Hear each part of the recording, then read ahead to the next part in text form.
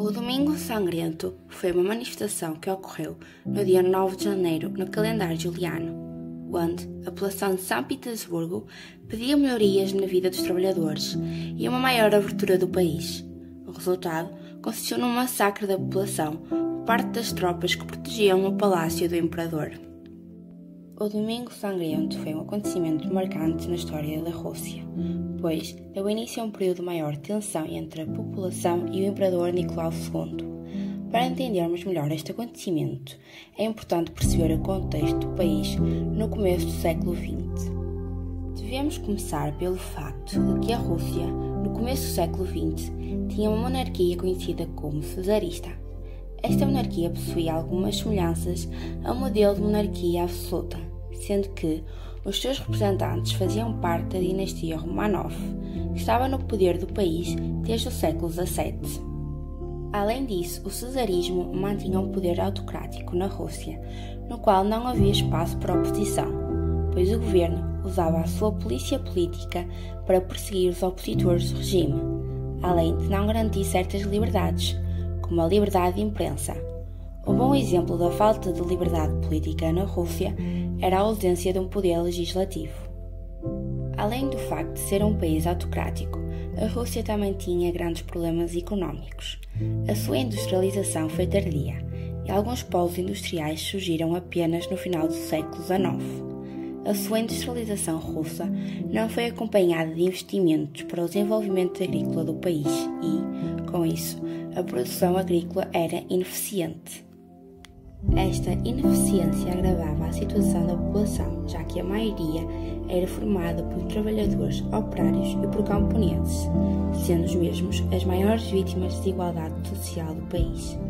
A fome, a pobreza e a miséria eram realidades muito comuns. No mesmo contexto, as ideias socialistas começaram a ganhar espaço por meio do Partido Operário Social-Democrata Russo.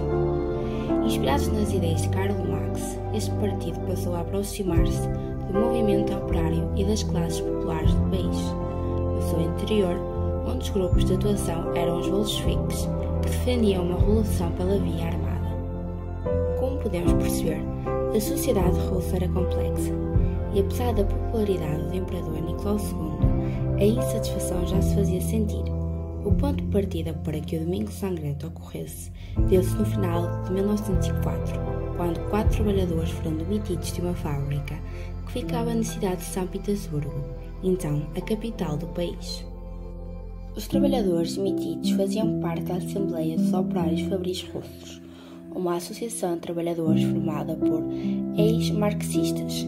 As demissões com justificativas não convincentes incomodaram a classe dos operários de São Petersburgo. Incomodados, os trabalhadores convocaram uma greve geral que teve uma grande adesão por parte dos operários da cidade. Houve então uma tentativa de negociação para que os trabalhadores demitidos fossem readmitidos, mas esses esforços não avançaram. O Domingo Sangrento foi então um acontecimento que marcou bastante a Rússia. A sociedade ficou chocada com a violência desnecessária, pois, como vimos, era uma manifestação pacífica e contava com muitos apoiadores de Nicolau II. O imperador passou a ser mal visto, passando a ser um inimigo do povo e chamado pela população de Nicolau Sangrento. Além disso, o Domingo Sangrento serviu como atilho para que a insatisfação tomasse conta do país. Protestos espalharam-se pelas grandes cidades russas. É uma enorme demonstração de insatisfação popular. A revolta do povo levava em consideração a indignação pelo Domingo Sangrento, mas também por uma série de outros motivos, como a insatisfação com a pobreza, a insatisfação com o autoritarismo da monarquia, assim como a insatisfação com a derrota na Guerra Russo-Japonesa. Os protestos que aconteceram no país em 1905 receberam o nome de Ensaio Geral e foram entendidos como uma espécie de demonstração do que estava por vir em 1917.